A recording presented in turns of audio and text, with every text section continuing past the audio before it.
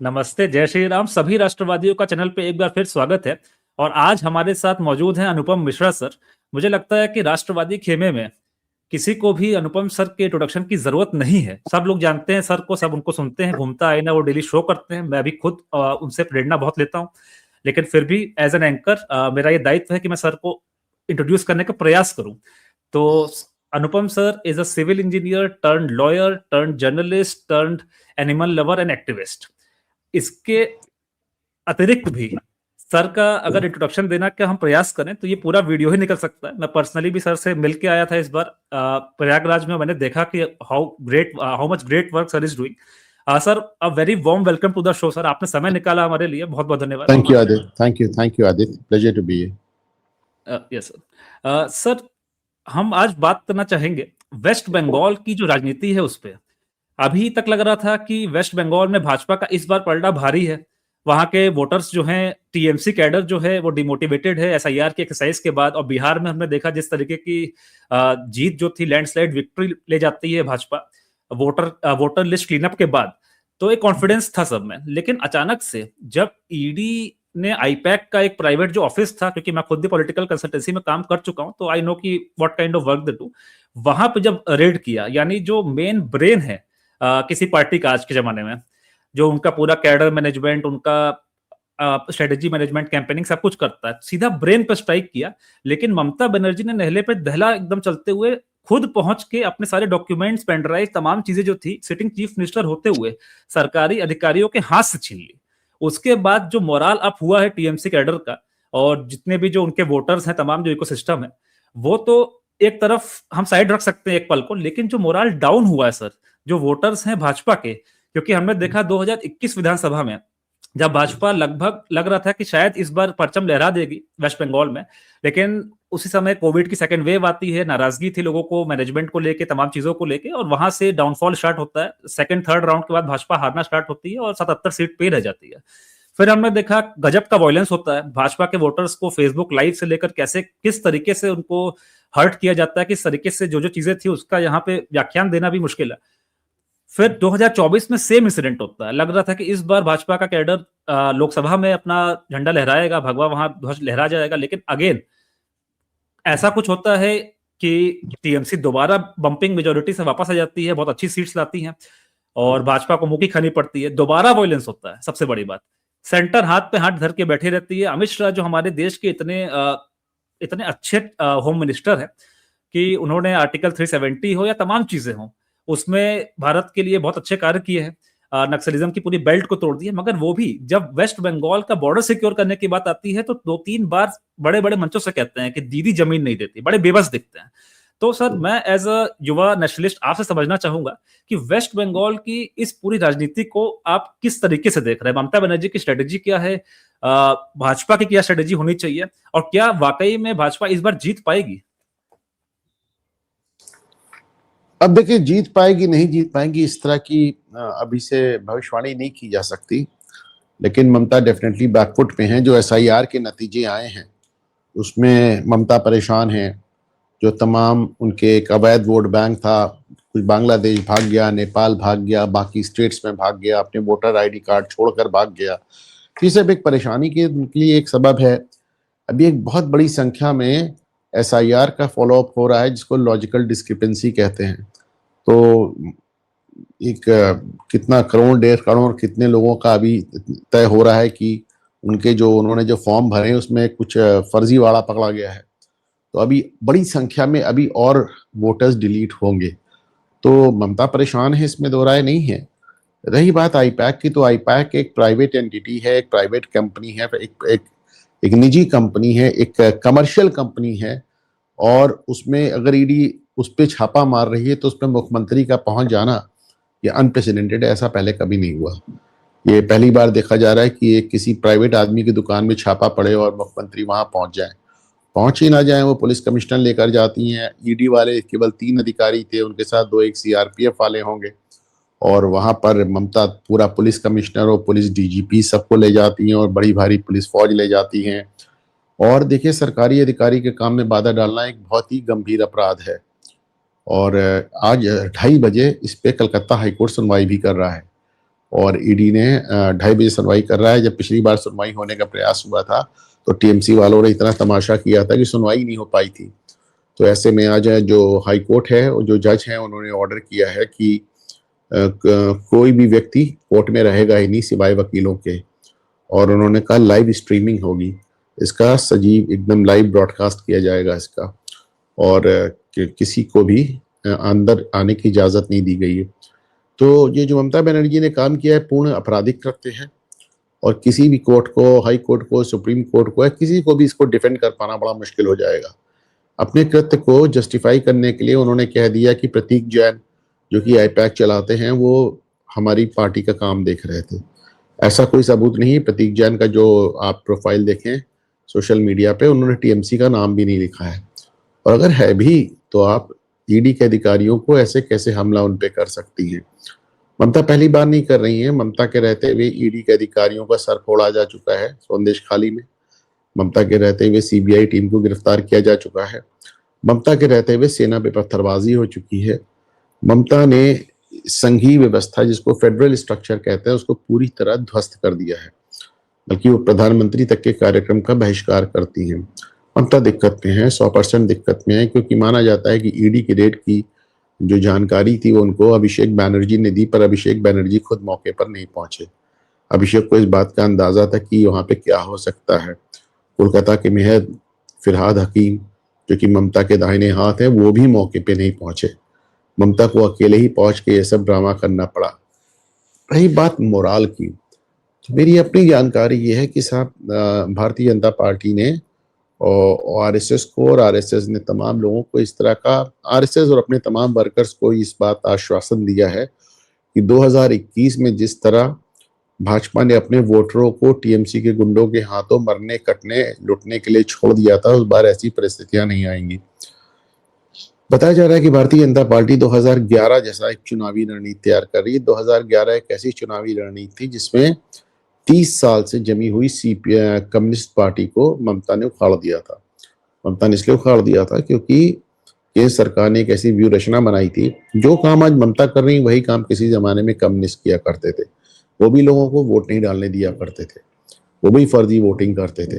लेकिन 2011 की ऐसी व्यूह रचना हुई कि लोग वोट डालने में सफल हो गए, और सफल हो गए तो उनकी सरकार पलट गई। माना जा रहा है इस बार ऐसा कुछ काम इस बार भी केंद्र सरकार और चुनाव आयोग करने जा रहा है कि कम से कम लोगों को बूथ तक जाने की इजाजत मिले।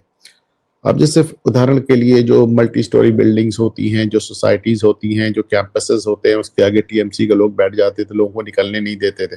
अब इन सोसाइटीज के अंदर पोलिंग बूथ लग रहा है। खास तौर से जो ट्राइबल एरिया है वहां पर तो बिल्कुल भी वोट नहीं डालने दिया जा रहा था, लेकिन इस बार ट्राइबल एरिया में पूरा इंतजाम किया जा रहा है कि लोग वोट डाल पाए। नंबर ऑफ बूथ की संख्या बहुत बढ़ा दी गई है। गाँव मतलब आप इस तरह बूथ लगाए गए हैं कि किसी को बहुत ट्रैवल ही ना करना पड़े, घर से निकले हो थोड़ी दूर पे उनको वोट डालने को मिल जाए। ममता इन सब बातों को समझ रही हैं। सुप्रीम कोर्ट में भी हम उनको जवाब देना है कि ईडी के साथ उन्होंने जो किया और जो कुछ किया लाइव कैमरे पे किया, उसके लिए कोई सबूत की आवश्यकता नहीं है। ये देखना आज बहुत दिलचस्प होगा कि 2:30 बजे लाइव स्ट्रीमिंग होगी, कलकत्ता हाई कोर्ट इसमें क्या करता है। लेकिन जब कोई भी मुख्यमंत्री या कोई भी नेता इस तरह की हरकतें करता है तो आप मान के चल सकते हैं कि वो डरा हुआ है, क्योंकि जमीन पे क्या हालात हैं वो उस नेता से ज्यादा कोई नहीं जानता। कोई पत्रकार, कोई दूर बैठा आदमी उसको नहीं समझ सकता। जो आदमी चुनाव लड़ रहा है उसको अपनी स्थिति का पूरा ज्ञान होता है, और ऐसा प्रतीत होता है कि ममता बनर्जी घबराई हुई है, टीएमसी घबराई हुई है, और इसके चलते अच्छा ये भी देखी जा रहा है कि भाई किसी जिन जिन इलाकों में भारतीय जनता पार्टी नुक्कड़ सभा नहीं कर पाती थी, वहां पे भारतीय जनता पार्टी सैकड़ों सभाएं कर रही है। और आरएसएस का बड़ा रोल रहा है। आरएसएस ने सब हजारों शाखाओं का ऐसा जाल बिछाया है वेस्ट बंगाल में, और आरएसएस का रोल हर जगह नजर आता है। बंगाल में, तमिलनाडु में, केरल में, नॉर्थ ईस्ट में, हर जगह आरएसएस का रोल नजर आता है। भाजपा के साथ ये एक प्लस पॉइंट तो है। एक थोड़ी बहुत जो कमी थी सिर्फ इतनी थी कि भाजपा के वोटर को लग रहा था कि 2021 में हमको मार खाने के लिए छोड़ दिया गया था। इस बार भारतीय जनता पार्टी अपने वोटर्स को यकीन दिलाने का प्रयास कर रही है। अभी तो समय ही बताएगा कि उनको कितना यकीन आएगा और इनकी कार्रवाई कितनी सफल होगी। लेकिन आरएसएस ग्राउंड पे काफी काम कर रही है। जी सर, बिल्कुल। आपने 2021 का वर्णन किया। वो तो हमें पढ़ के भी यकीन नहीं हो रहा था कि एक स्टेट के, भारत के ही एक स्टेट के चुनाव में जिन लोगों ने वोट डाला एक पर्टिकुलर पार्टी को, उनको पलायन करके स्टेट छोड़ के भागना पड़ गया था, if I am not wrong. Assam जाके लोग बसे थे। बहुत लोग तो इस अभी भी लेवल नहीं की, लौटे।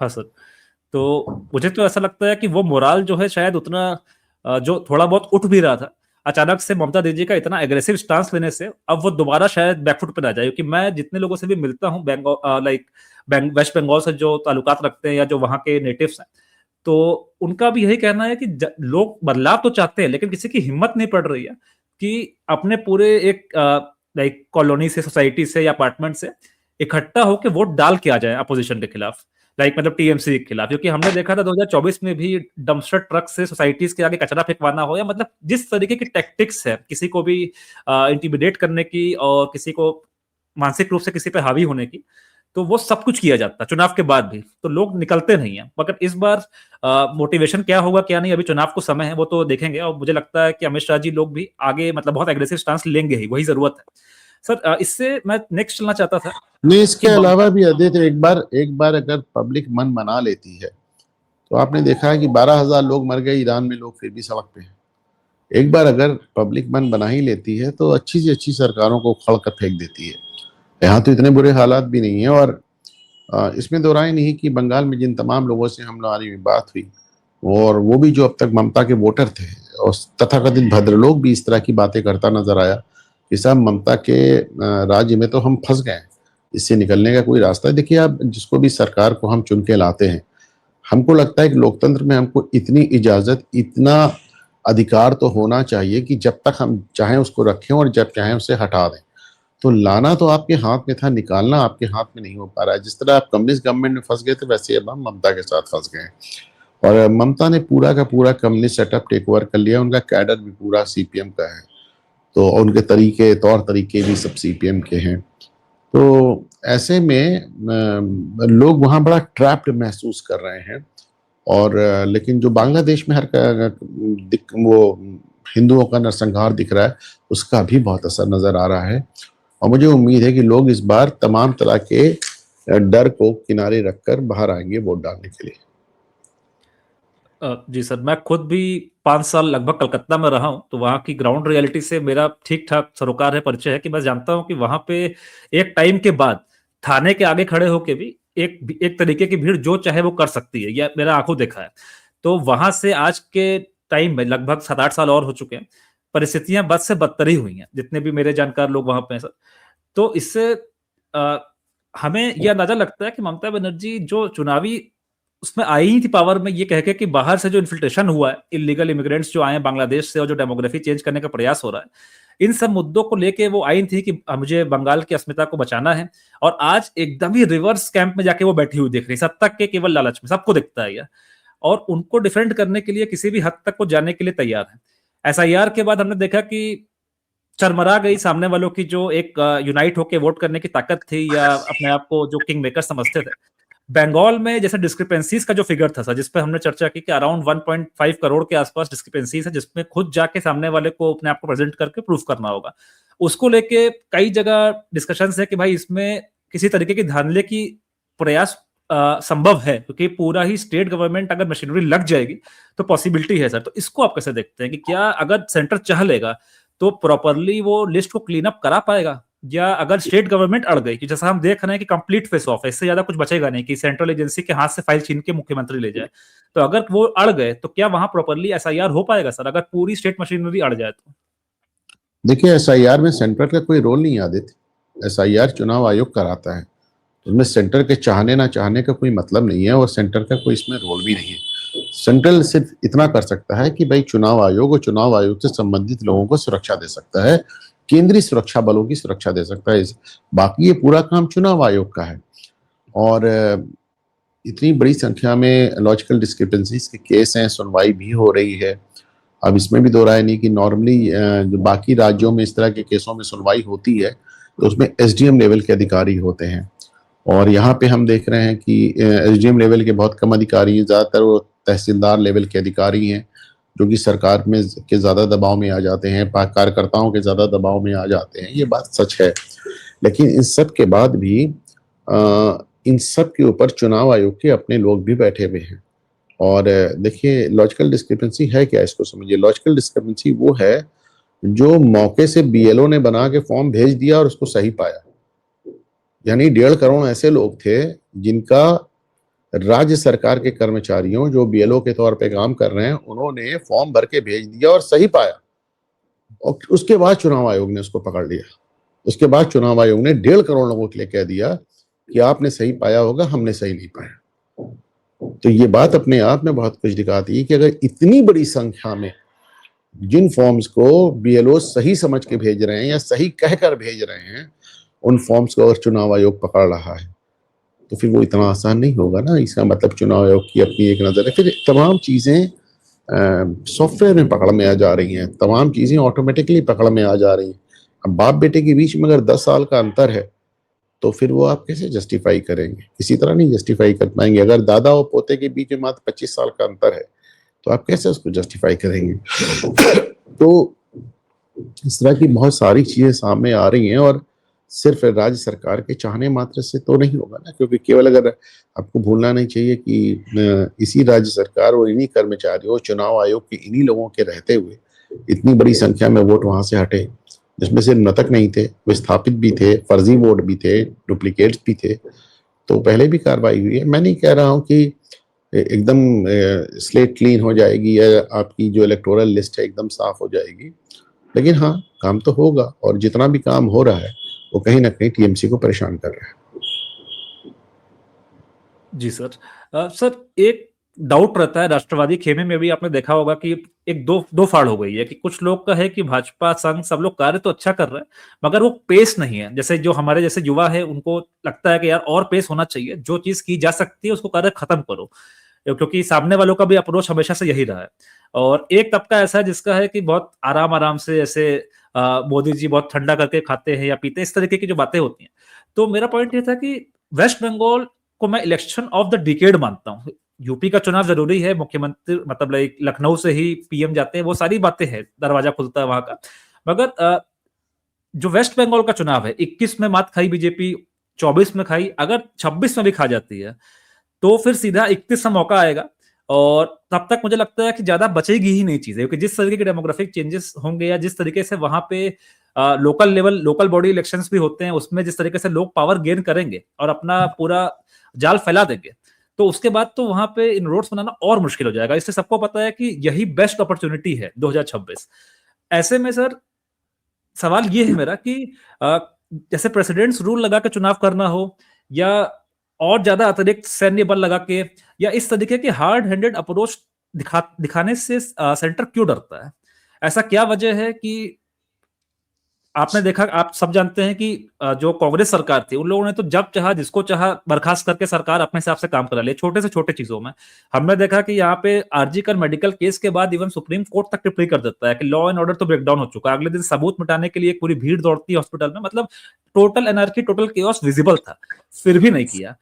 बॉर्डरिंग स्टेट है, ये केवल एक चुनाव नहीं है, देश के नेशनल सिक्योरिटी की बात है, जिस तरीके का डेमोग्राफिक शिफ्ट हो रहा है, जिस तरीके की चीजें हो रही है, फिर भी एक वो अप्रोच हमें दिखता क्यों नहीं है हार्ड हैंडेडनेस वाला सर? उस पे अगर आप कुछ टिप्पणी कर पाए तो। देखिए 2021 में जो उनके मात खाने की बात है, इससे मैं बहुत एग्री इसलिए नहीं करता क्योंकि ये तो एक्सपेक्टेशंस की मात थी। वरना अगर तीन सीट की पार्टी, अगर 3 सीट की पार्टी जो 2016 में मात्र 3 सीटों पर थी, अगर वो 5 साल में 3 से 77 सीट पर पहुंच जाती, तो ये अपने आप में ऐसा जंप जल्दी देखा नहीं जाता।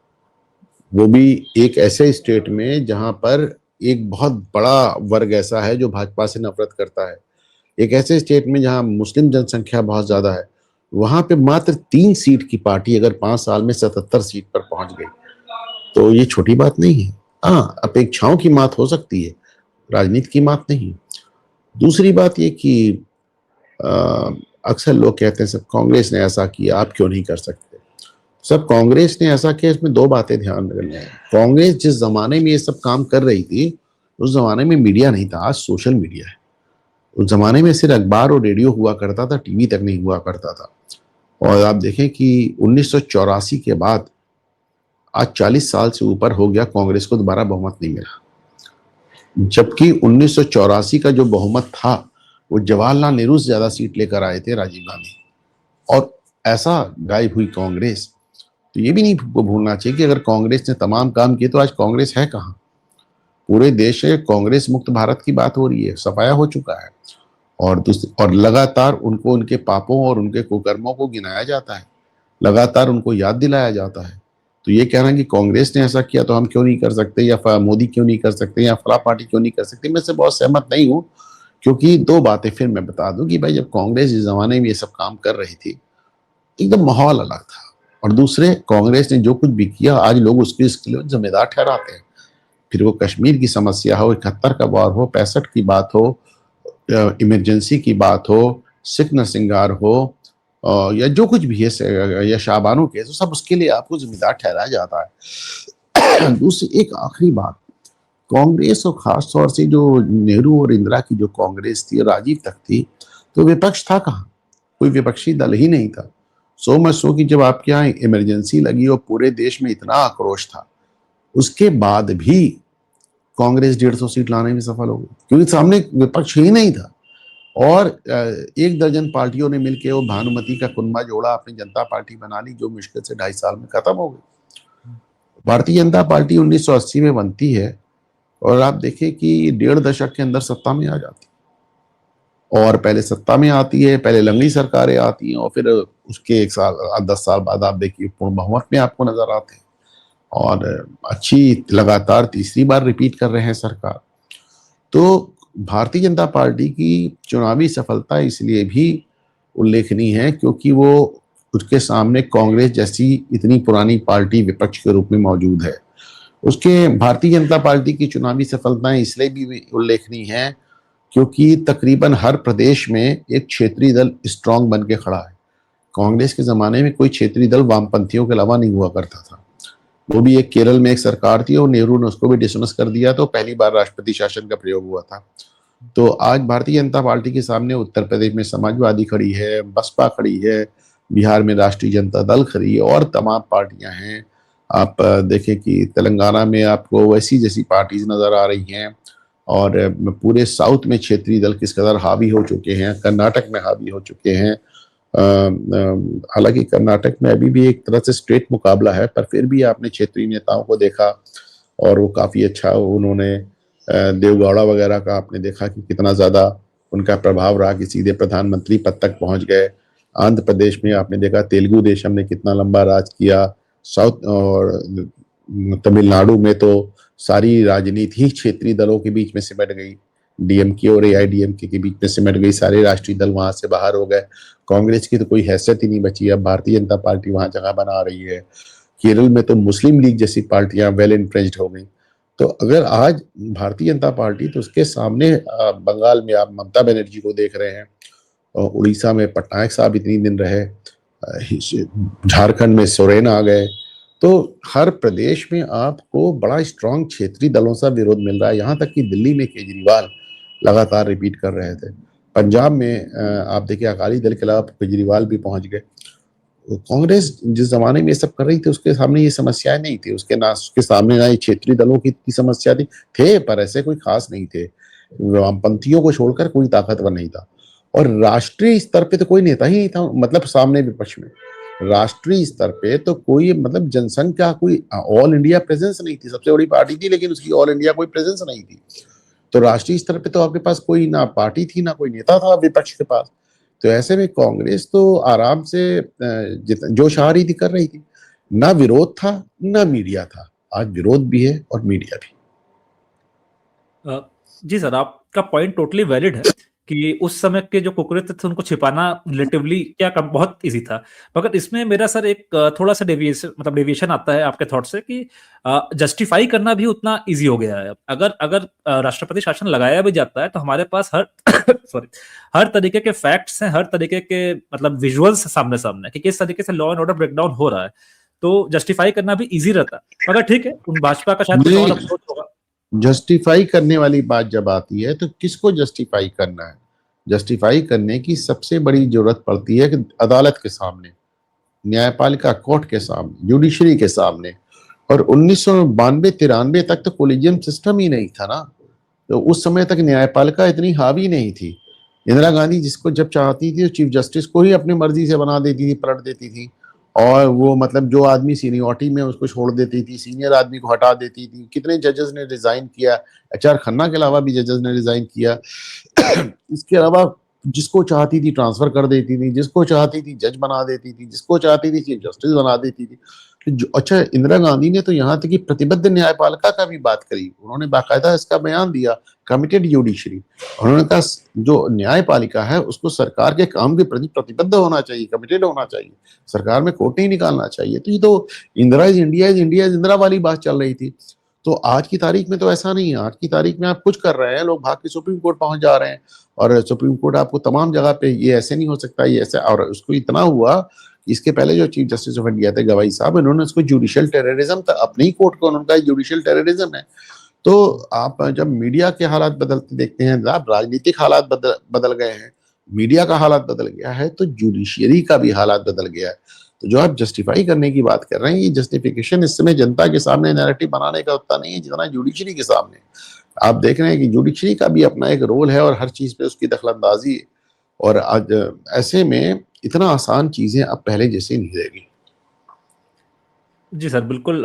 कोलिजियम सिस्टम तो मुझे लगता है कि इंडियन जुडिशरी, क्योंकि अपने जो सेपरेशन ऑफ पावर्स हैं, जो पिलर्स हैं डेमोक्रेसी के, मास्टर स्ट्रोक था जब उन्होंने देखा कि पॉलिटिक्स में बड़ा ही उथल पुथल है, कोलिजन गवर्नमेंट से कोई एक लीडर नहीं है, तो अपने लिए उन्होंने एक पॉइंट सिक्योर कर लिया। 14 में भाजपा आती है, मेजोरिटी से ट्राई भी करती है कि इसको एंड किया जाए, मगर उसको अ, एक तरीके से तुरंत ही सुओ मोटो लेके जिस तरीके से डिसॉल्व किया गया, किसी और दिन हम चर्चा कर सकते हैं।